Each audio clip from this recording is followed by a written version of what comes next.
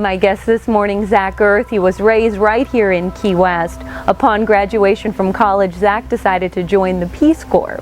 He was assigned to a small village in the Dominican Republic, Batey El Cano. This village would become his home for 2 years. Zach's going to share some of his inspiring story with us this morning. Zach, what a pleasure it is to talk with you. I know that we could talk for days about your experiences in the Dominican Republic, so hopefully this is the first talk of many. You decided to join the Peace Corps right after college, Zach. What inspired you to do that?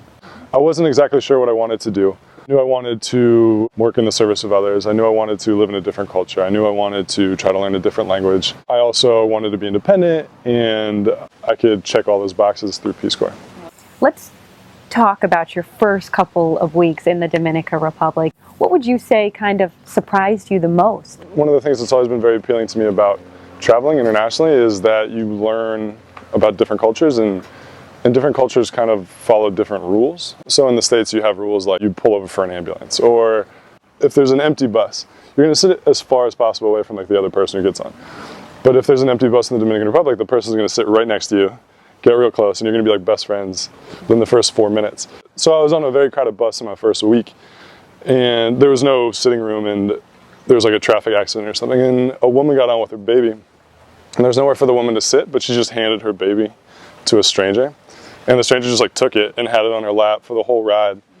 And that would never happen here, and I thought that was kind of incredible, and it made me say, all right, like, this place is pretty cool. What projects were you assigned to during your 2 years there, Zach? One of the things you first do when you get to your site is you do a survey of your site. So you get to know the community, you kind of introduce yourself to everyone, and then you need to identify needs and opportunities. You do a SWOT analysis. I saw several needs.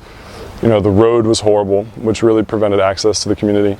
The water system was pretty broken. They only had electricity a few hours a day. Really, there was not a lot of opportunity for anyone, but especially the young women. So I knew I wanted to do something with them. I wanted to do the sexual health class, and I wanted to do like something for like the little kids. So I did a little like history art class. Wonderful. I think this is all so interesting, Zach. And while you spent the 2 years in the Dominican Republic, you were journaling. And Zach, you have taken your writings and you've composed a book entitled Throwing Rocks at the Moon. So you also became an author. Writing has always been very cathartic for me. Things that I can't really tackle, just thinking about them, I write them down and I kind of get them out that way. Just keeping that journal was really useful for me during my time there, to kind of cope with what was happening, and also to remember, because it's so easy to forget some like the really wonderful details. Absolutely. Again, I can't imagine what all you saw there, and then what a life-changing experience, Zach. And people can hear all about your experience in your book, Throwing Rocks at the Moon. Zach, before we go today, how would you say this experience, these 2 years in the Dominican Republic, how have they changed you? In a lot of ways, it really made me understand the importance of family and friends. It's something I really value about the Dominican culture is the importance of family, and even your neighbors are your family. Communities really get by turning towards each other. And my community was very poor and very marginalized, and really there was no opportunity.